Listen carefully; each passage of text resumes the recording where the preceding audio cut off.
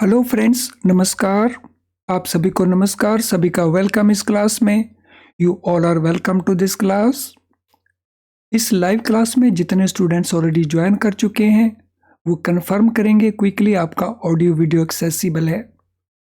So all students in the live class who have already joined, please confirm your audio video is okay, it is accessible to you, so that we can start the discussion. तो आपको किसी प्रकार का कोई issue नहीं है, ये confirm कर दीजिए। तो चलें शुरू करते हैं discussion on today's chapter. Friends, ध्यान रहे ये हमारी बेस बिल्डिंग क्लास है जिसमें हम कॉन्सेप्ट को और उसके बाद क्वेश्चंस को डिस्कस करते हैं। और ये module A chapter 4 letter of credit का चैप्टर है जहां से लगातार क्वेश्चंस पूछे जाते हैं। प्रीवियस सेशन में हमने कुछ कॉन्सेप्ट को डिस्कस किया था और उसके कुछ क्वेश्चंस को भी हमने डिस्कस कर दिया था। कुछ क्वेश्चन जो बचे थे, अब उन क्वेश्चन को पहले हम डिस्कस करेंगे, फिर हम अगले कॉन्सेप्ट का डिस्कशन करेंगे। अगर आपने हमारा प्रीवियस सेशन वॉच नहीं किया है तो उसको ज़रूर वॉच कर लेना, so that you are not missing anything important.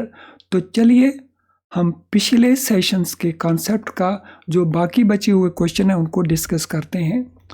What is a transferable letter of credit? Transferable letter of credit क्या होते हैं?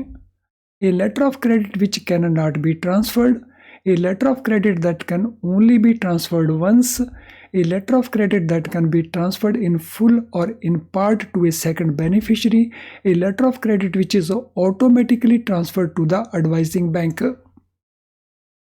तो कौन सी ऑप्शन इसमें आपको लगती है कि वो मोस्ट सूटेबल आंसर है to our question? Question number 1, क्या आंसर बनता है आपका? तो अगर आपने अच्छे से वॉच किया है प्रीवियस सेशन को और उसके नोट्स भी आपने बनाए हैं तो इस क्वेश्चन को आंसर करने में आपको कोई डिफिकल्टी नहीं होनी चाहिए। So which one is the most appropriate answer? So it can not be transferred, तो ये तो आंसर नहीं हो सकता। It can only be transferred once, yes ये है तो करेक्ट, लेकिन देख लेते हैं कि और ज़्यादा अप्रोप्रिएट आंसर तो नहीं है। It is LC which can be transferred in full और in part to a second beneficiary, so this appears to be more appropriate. It is automatically transfer to advising bank, no this is not a correct statement. तो correct या most appropriate statement that is a statement C.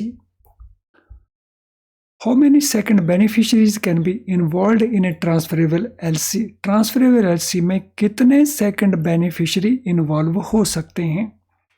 Only one, only two, multiple या none? Second beneficiary हो ही नहीं सकता transferable LC के अंदर। तो कौन सा ऑप्शन आपको लगता है कि वो करेक्ट आंसर है? सो बहुत आसान सा क्वेश्चन है और आंसर बनता है हमारा मल्टीपल सेकंड बेनिफिशरीज हो सकते हैं। तो ये ज़रूरी नहीं कि एक हो, ये ज़रूरी नहीं कि 2 हो, so it can be more than 1। तो more than 1 means it is multiple.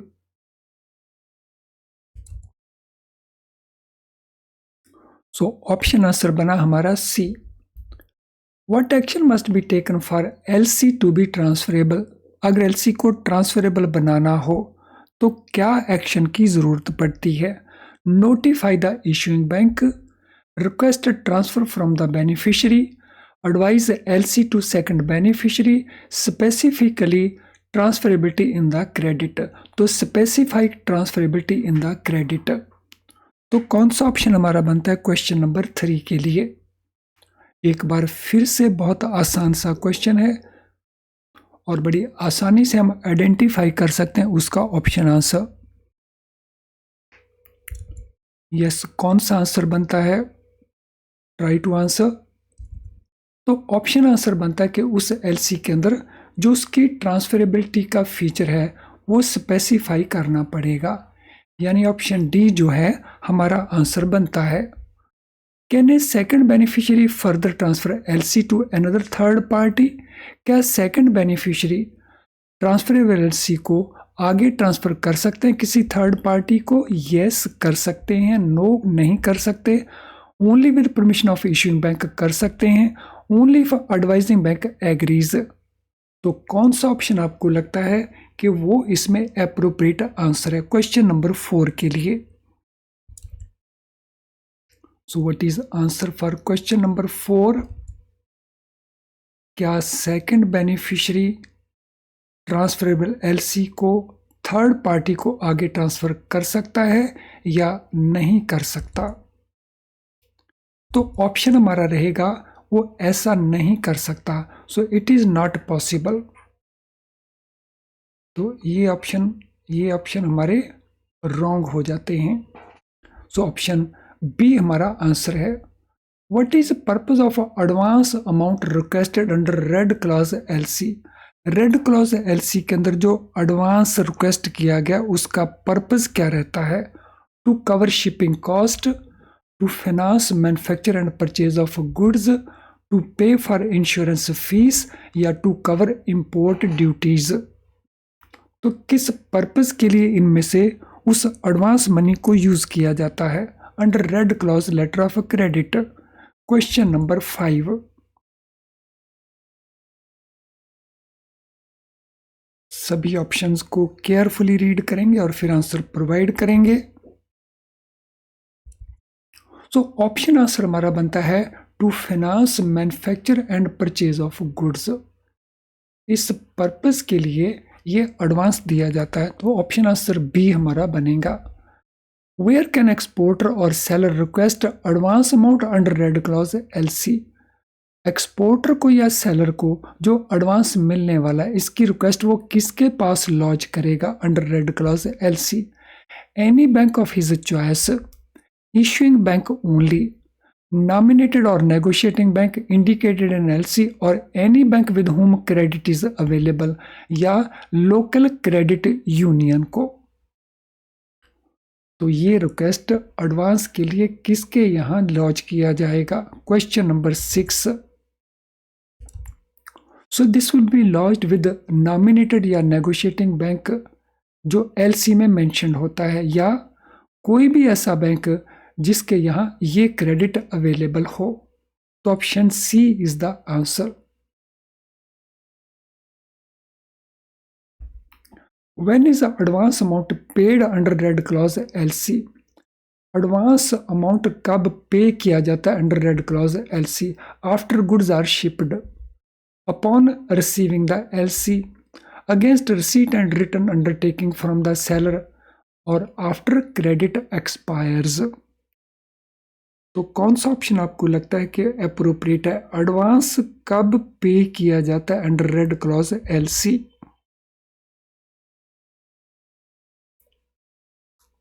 तो it is against receipt and return undertaking from the seller. Beneficiary जब अमाउंट ऑफ एडवांस की रिसीट दे देता है और एक प्रॉमिस करता है कि वो डॉक्यूमेंट को इन ऑन टाइम सबमिट करेगा, तो इसके बाद उसको ये एडवांस अवेलेबल रहता है। What happens if exporter fails to fulfill obligation of exporting goods and submit a document after taking the advance? अगर एक्सपोर्टर एडवांस तो ले लेता है लेकिन अपनी ऑब्लिगेशन को जो उसने ये अंडरटेकिंग दी थी उसको फुलफिल नहीं करता, गुड्स को एक्सपोर्ट नहीं करता और डॉक्यूमेंट को सबमिट नहीं करता, तो उस केस में क्या हैपन होगा? Negotiating bank will bear the loss, issuing bank will bear the loss, exporter will forfeit the advance, nominated bank covers the loss। तो कौन सा ऑप्शन आंसर हमारा बनेगा क्वेश्चन नंबर 8 के लिए? तो अगर आपने कंसेप्ट को अच्छे से अंडरस्टैंड किया है तो फिर ये इशू आपको यहाँ पे डिफिकल्ट नहीं लगेगा। तो दे दीजिए क्या आंसर बनता है हमारा क्वेश्चन नंबर 8 के लिए। So what is answer for question number 8? Question number 8 के लिए आंसर बनता है हमारा बी। तो ये लॉस कौन बियर करेगा? इशूइंग बैंक ये लॉस बियर करेगा क्योंकि इशूइंग बैंक ने ये एक्स्ट्रा रिस्क अंडरटेक किया था, तो उसी को ये लॉस बियर करना होगा। फ्रेंड, अब हम चलते हैं discussion on green clause LC. तो रेड क्लॉज एलसी क्या होता है वो हमने अच्छे से अंडरस्टैंड कर लिया, उसके क्वेश्चंस को भी हमने अच्छे से अंडरस्टैंड कर लिया। अब हम बात करेंगे ग्रीन क्लॉज एलसी की। In case of green clause LC, advance is normally paid not only against receipt and written undertaking from the seller to subsequently deliver the transportation document before credit expires, but also against receipt of additional document providing proof that goods to be shipped have been warehoused। तो green clause LC कौन सा LC होता है? So green clause LC में जो red clause LC का basic provision है वो तो पूरा होता ही है। रेड क्लॉज एलसी का बेसिक प्रोविजन क्या है? एक रिसीट वो देता है रेड क्लॉज एलसी के अंदर एडवांस लेते समय, और अंडरटेकिंग देता है सेलर कि वो सब्सिक्वेंटली डॉक्यूमेंट डिलीवर करेगा क्रेडिट एक्सपायर होने से पहले। तो ये तो अवेलेबल रहता है। इसके अलावा इसमें और क्या अवेलेबल है? तो ये फैसिलिटी भी अवेलेबल रहती है कि उसको जो एडवांस मिला है वो एक प्रूफ सबमिट करेगा कि गुड्स को वेयर हाउस के अंदर स्टोर कर दिया गया है। यानी ग्रीन क्लॉज एलसी में जो एक्स्ट्रा प्रोविजन है वो है गुड्स को वेयर हाउस के अंदर स्टोर कर देना बेचने से पहले। सम टाइम सेलर्स क्या करते हैं? सो सेलर्स दूसरे कंट्रीज को गुड्स एक्सपोर्ट कर देते हैं और वहाँ वो वेयर हाउस में उनको स्टोर कर देते हैं और फिर वो बायर्स को तलाश करते हैं, या एक से ज़्यादा पहले से बायर्स होते हैं, वो इकट्ठा गुड्स को एक्सपोर्ट करके वेयर हाउस में रख देते हैं और फिर उन बायर्स को वो डिलीवर करते रहते हैं। तो इस प्रकार का एलसी जब इस प्रकार की ट्रांजैक्शन को कवर करता है तो उसको हम कहते हैं ग्रीन क्लॉज एलसी। अगर ये क्वेश्चन आपसे पूछा जाए रेड क्लॉज एलसी की कौन सा एलसी एक्सटेंशन के तौर के ऊपर काम करता है, so which LC is considered as an extension of red clause LC, तो what will be our answer? Our answer will be it is green clause LC. So we can say that green clause LC provides a slightly better security than the red clause LC. So जो issuing bank है उसके लिए एक better security available रहती है in case of green clause LC, क्योंकि goods असल में बन चुकी हैं, एक्सपोर्ट हो चुकी हैं और वेयर हाउस के अंदर उनको स्टोर कर दिया गया है। In the past, LCs were typed out in green and red colors. Past में क्या होता था, जब पेपर के द्वारा एलसी को कन्वे किया जाता था ऑन पेपर, तो पेपर में जब एलसी के कंडीशन को टाइप किया जाता था तो उनमें रेड इंक को या ग्रीन कलर की फॉन्ट को यूज किया जाता था ताकि एक्सपोर्टर या नेगोशिएटिंग बैंक का जो अटेंशन है उसकी ओर आसानी से ड्राइव किया जा सके। लेकिन अभी ज़माना आ गया है इलेक्ट्रॉनिक्स का, तो इलेक्ट्रॉनिक्स के टाइम में इस प्रकार का नहीं है, फॉन्ट यूज होता है रेड या ग्रीन कलर का, लेकिन पास्ट में ये स्पेसिफिकली टाइप आउट किया जाता था। ग्रीन क्लॉज एलसी के बाद अब हम बात करेंगे साइट या एक्सेप्टेंस एलसी की, डेफर्ड पेमेंट एलसी की या नेगोशिएशन ऑफ एलसी की। Now, साइट एलसी या एक्सेप्टेंस एलसी क्या होते हैं? Under sight LC, beneficiary is able to get the payment on presentation of documents conforming to terms and condition of LC at the nominated bank's counter. So sight LC के अंदर क्या रहता है? Site LC के अंदर beneficiary को पैसा तुरंत मिल जाएगा। He will be able to obtain payment when he presents the document, जब डॉक्यूमेंट वो प्रेजेंट करेगा, और वो डॉक्यूमेंट में जो टर्म्स एंड कंडीशंस हैं वो एलसी के मुताबिक होनी चाहिए और ये डॉक्यूमेंट प्रेजेंट किए जाएंगे एट नॉमिनेटेड बैंक्स काउंटर। तो जिस बैंक ने इसको नेगोशिएट करना है उसके वहाँ इन डॉक्यूमेंट को डिलीवर करेगा and against those document he will be getting the money provided terms and conditions, they are according to letter of credit. So these LCs are also known as DPLCs. In document in LCs को हम DPLCs भी कहते हैं. सो document against payment, तो document दे दिए जाएंगे, payment ले ली जाएगी. इसको एक दूसरे नज़रिए से भी देखा जा सकता है. अगर हम इसको देखते हैं from the angle of buyer, तो बायर को ये डॉक्यूमेंट कब मिलेंगे? सो बायर को ये डॉक्यूमेंट मिलेंगे जब वो पेमेंट कर देगा. तो document will be available to the buyer against payment only, not before payment. तो ये फीचर किसका है? साइट LC का.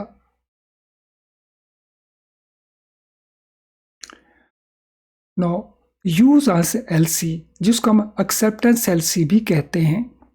So use as LC, also known as acceptance LC, bill of exchange or documents are drawn with certain use as period. तो इन LC में कुछ use as period होता है. So use as period means कि जो payment buyer ने करना है वो immediately नहीं करना. So it has to be done on some maturity date. और ये maturity date फ्यूचर की डेट रहती है. तो यहाँ पे पेमेंट फ्यूचर में किया जाएगा. सो इन यूज एज LC, बिल ऑफ एक्सचेंज और अदर डॉक्यूमेंट विद सर्टन यूज एज period and are repayable upon acceptance at a future date, subject to receipt of document conforming to terms and condition of the letter of credit. तो यहाँ पे buyer ने जो document का payment करना है वो मेच्योरिटी डेट के ऊपर पेमेंट किया जाएगा, यानी फ्यूचर डेट में पेमेंट किया जाएगा. और डॉक्यूमेंट उसको अभी रिसीव हो जाएंगे और वो डॉक्यूमेंट LC के मुताबिक होने चाहिए. सो दिस मीन अगर वो साइट LC है तो बायर को डॉक्यूमेंट मिलेंगे अगेंस्ट पेमेंट, लेकिन अगर वो यूज एज LC है तो बायर को डॉक्यूमेंट मिलेंगे ओनली अगेंस्ट एक्सेप्टेंस, यानी उसको पहले पेमेंट नहीं करना पड़ेगा, वो केवल अपनी एक्सेप्टेंस दे देगा कि मैं डॉक्यूमेंट को ऑन ड्यू डेट पे करूँगा. तो इसीलिए हम उनको एक्सेप्टेंस LC भी कहते हैं. तो I am sure acceptance LC, यूज एज LC, साइट LC, ये टर्म्स एकदम हमें क्लियर हो चुकी होंगी. Use as period may be certain number of days from date of shipment or from date of bill of exchange. ये जो use as period दिया जाएगा, ये पीरियड कब से शुरू होगा? ये पीरियड शुरू हो सकता है डेट ऑफ शिपमेंट से या date of bill of exchange से. और this will be according to the contract between seller and the buyer. Seller और बायर के बीच में कॉन्ट्रैक्ट क्या रहा, उसके बेसिस के ऊपर ये डेट फिक्स की जाएगी. इन LCs को हम DALCs भी कहते हैं, डॉक्यूमेंट अगेंस्ट एक्सेप्टेंस. तो हम DA कहेंगे तो डॉक्यूमेंट अगेंस्ट एक्सेप्टेंस है, DP कहेंगे तो डॉक्यूमेंट अगेंस्ट पेमेंट है. तो document against payment means buyer को पेमेंट पहले करनी पड़ेगी फिर उसको डॉक्यूमेंट मिलेंगे. DA document against acceptance means buyer payment करेगा ऑन मैच्योरिटी, लेकिन डॉक्यूमेंट लेने के लिए वो डॉक्यूमेंट का पहले एक्सेप्टेंस देगा. फ्रेंड्स, इससे पहले कि हम अगले पार्ट को कवर करें, इस इम्पॉर्टेंट इन्फॉर्मेशन को अंडरस्टैंड कर लेते हैं. So what is this important information? If live class enough to pass the exam? Friends, no. Live class जो इस समय आपने ज्वाइन किया है, इसको यूज करने से आपका स्कोर तो इम्प्रूव होता है, लेकिन आप इसके बेसिस के ऊपर केवल पास नहीं हो पाएंगे. सो केवल अगर आप लाइव क्लास वॉच करते हैं तो आपका पूरा सिलेबस कवर नहीं होता, और पास होने के लिए आपको फुल सिलेबस को कवर करने की ज़रूरत है. फुल सिलेबस अगर आप IIBF बुक्स को यूज़ करके कवर कर रहे हैं, तो अगर आप अपना स्टडी IIBF की बुक्स को यूज़ करते हैं तो उसमें आपके सामने कुछ इश्यूज़ हो सकते हैं.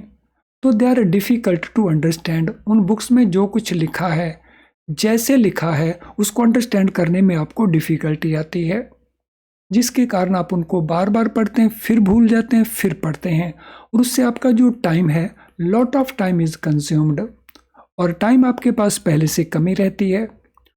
इन बुक्स के अंदर जो क्वेश्चंस दिए हैं प्रैक्टिस के लिए वो बहुत थोड़े क्वेश्चंस हैं, हर चैप्टर के ऊपर थोड़े थोड़े क्वेश्चंस हैं, जिससे आपकी प्रॉपर प्रैक्टिस नहीं हो पाती। और इन बुक्स में आपको केस स्टडीज ऑलमोस्ट ना के बराबर मिलेंगी।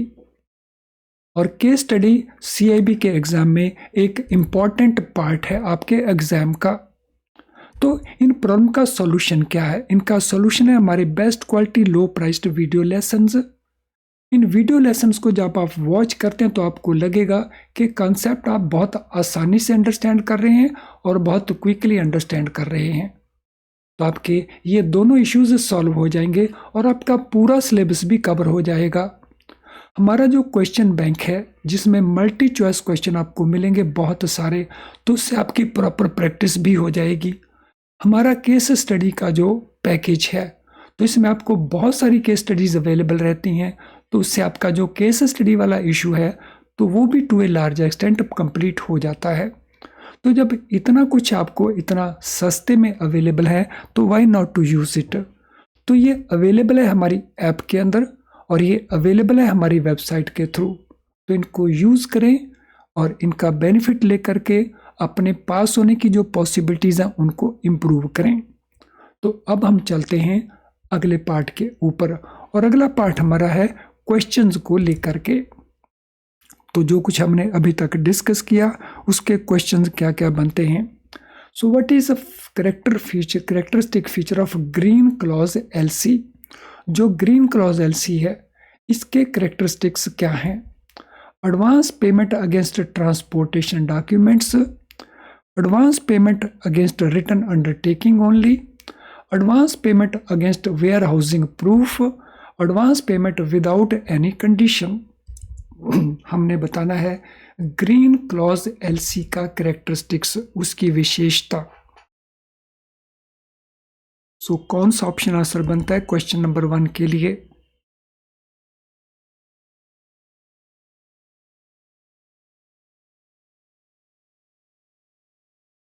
सो क्वेश्चन नंबर 1 के लिए हमारा आंसर बनेगा C। तो जब भी आप वर्ड ग्रीन क्लॉज LC देखो तो उसको तुरंत आपने लिंक कर देना वेयर हाउसिंग के लिए। So storage of goods in a warehouse, उसका प्रूफ चाहिए। How does green clause LC differ from red clause LC in terms of security. अगर हम सिक्योरिटी के एंगल से देखें तो ग्रीन क्लॉज LC और रेड क्लॉज LC किस प्रकार से अलग हैं? Green clause LC provides a slightly better security. Red clause LC provides slightly better security. Both provide same level of security. Neither provides any security. तो हमने बताना है सिक्योरिटी टर्म्स में इसमें से किस LC को हम बेटर मानेंगे डिफरेंस पॉइंट ऑफ व्यू के वर्ड से। तो डिस्टिंक्शन करने के लिए which LC that will be considered better। तो जो ग्रीन क्लॉज LC है वो स्लाइटली बेटर सिक्योरिटी प्रोवाइड करता है। तो this mean it is relatively safe compare to red clause LC। What additional document is required for advance payment in green clause letter of credit? Green clause letter of credit में कौन सा additional document चाहिए advance payment के लिए? Transportation of documents, return undertaking, proof of warehousing या exporter and negotiating bank attention. तो green clause LC में additional document की हम बात कर रहे हैं, क्योंकि ग्रीन क्लॉज LC में हमें एडिशनल एडवांस मिलने वाला है। तो ये डॉक्यूमेंट है proof of warehousing. So warehousing के अंदर गुड्स को स्टोर कर दिया है, तो ये प्रूफ चाहिए। Why were LCs typed out in red and green colors in the past? Past में LC को टाइप करते समय रेड या ग्रीन कलर में क्यों टाइप आउट किया जाता था? तो एस्थेटिक रीजंस के कारण के अच्छे नजर आएंगे, सिंबॉलिक रिप्रेजेंटेशन के कारण, attract attention of exporter and negotiating bank, या रैंडम ट्रेडिशन था ये। सो पास्ट में ग्रीन या रेड कलर में LCs को टाइप किया जाता था। तो ऐसा क्यों किया जाता था, इसका आंसर हमने प्रोवाइड करना है। बिकॉज ये अट्रैक्ट करता था एक्सपोर्टर या नेगोशिएटिंग बैंक की अटेंशन, इसीलिए इसको किया जाता था टाइप रेड या ग्रीन के अंदर। फ्रेंड्स, अगला क्वेश्चन डिस्कस करने से पहले अगर आज के सेशन से रिलेटेड आपका कोई भी क्वेश्चन होगा तो इस वीडियो के कमेंट बॉक्स के अंदर आप अपने क्वेश्चन को टाइप कर सकते हैं, वहाँ हम सूटेबली इसको आंसर करेंगे। और अगर आपकी कोई जनरल क्वेरी है तो इस ईमेल आईडी के ऊपर हमें क्वेरी भेज सकते हैं, हम सूटेबली उसको आंसर करके आपकी हेल्प करेंगे। आज का सेशन अगर आपको यूज़फुल नहीं लगा तो इसको डिसलाइक ज़रूर करें, लेकिन अगर आपको वो यूज़फुल लगा है तो फिर लाइक करने में संकोच ना करें। तो क्विकली लाइक कर दीजिए, इससे पहले कि हम और क्वेश्चन को कवर करें तो क्विकली लाइक कर दीजिए आज के सेशन को। इसके लिंक को आप शेयर कर सकते हैं with other friends and colleagues. अगर चैनल आपने अभी तक सब्सक्राइब नहीं किया तो चैनल को ज़रूर सब्सक्राइब कर लें, वो भी बेल आइकन के साथ, ताकि हमारे सारे नोटिफिकेशंस आपको ऑन टाइम मिलते रहें और आप किसी भी क्लास को मिस ना करें। तो कर दीजिए फटाफट इसको लाइक और सब्सक्राइब भी कर लें, इससे पहले कि हम अगले क्वेश्चन को डिस्कस करें। तो हमारे जिन स्टूडेंट्स ने अभी तक चैनल को सब्सक्राइब नहीं किया तो उनको हमारे नोटिफिकेशंस ऑन टाइम नहीं मिल रहे होंगे, तो थोड़ा सा टाइम आपका लगेगा, केवल आपने सब्सक्राइब करना है, साथ में बेल आइकन को पुश कर देना है। तो चलें अब चलते हैं नेक्स्ट क्वेश्चन के ऊपर। What is primary characteristics of site LC. जो साइट एलसी होते हैं उनका जो प्राइमरी विशेषता है, कैरेक्टरिस्टिक है, वो क्या है? तो ऑप्शन हमारे हैं डेफर्ड पेमेंट है, नेगोशिएशन है, इमीडिएट पेमेंट है, या उसमें यूज आंस पीरियड है। तो क्वेश्चन नंबर 5 के लिए आंसर हमारा क्या बनता है? What is answer for question number 5? So primary characteristics है कि उसमें पेमेंट बेनिफिशियरी को इमीडिएटली मिल जाएगी, और साथ में ये भी याद रखना है कि बायर को डॉक्यूमेंट कब मिलेंगे। सो बायर को डॉक्यूमेंट मिलेंगे ऑन मेकिंग पेमेंट। सो जब तक बायर पेमेंट नहीं करेगा तब तक बायर को डॉक्यूमेंट नहीं मिलेंगे, लेकिन सेलर को पेमेंट इमीडिएट मिल जाएगी on delivering the documents to the nominated bank. What is another name for sight LC in terms of payment? So sight LC का एक और नाम है, तो वो नाम कौन सा है? Deferred payment, document against payment, negotiation LC, या यूज आंस एलसी? तो वो है डीपीएलसी, यानी डॉक्यूमेंट अगेंस्ट पेमेंट एलसी। तो ये उसका दूसरा नाम है। What distinguishes usance LC from sight LC? तो जब हम इन दोनों एलसीज को देखते हैं तो यूज आंस जो एलसी है वो साइट एलसी से कैसे अलग है? डेफर्ड पेमेंट के कारण, नेगोशिएशन के कारण, इमीडिएट पेमेंट के कारण, या यूज आंस पीरियड के कारण? तो व्हाट इज द रीजन के डिस्टिंक्शन का पॉइंट आपको कौन सा लगता है? What is the distinction points which distinguish usance LC from sight LC? तो यूज आंस एलसी के अंदर there is usance period. So usance period means इसकी कोई मैच्योरिटी डेट होगी जो फ्यूचर में आने वाली है, यानी इसमें इमीडिएटली पेमेंट की जरूरत नहीं है by the buyer. What is alternative term used for usance LC? Usance LC के लिए ऑल्टरनेटिव टर्म कौन सी यूज होती है? Deferred payment, document against acceptance, negotiation LC, या साइट एलसी? हमने बताना है ऑल्टरनेटिव टर्म कौन सी है यूज आंस एलसी के लिए। तो ये ऑल्टरनेटिव टर्म है डॉक्यूमेंट अगेंस्ट एक्सेप्टेंस, एक्सेप्टेंस के against document. So this is alternative term. चलिए फ्रेंड्स, आज के सेशन को हम यहीं पे वाइंड अप करेंगे। तो इससे रिलेटेड जो और कॉन्सेप्ट हैं वो हम नेक्स्ट पार्ट में कंप्लीट करेंगे। Thank you friends and all the very best.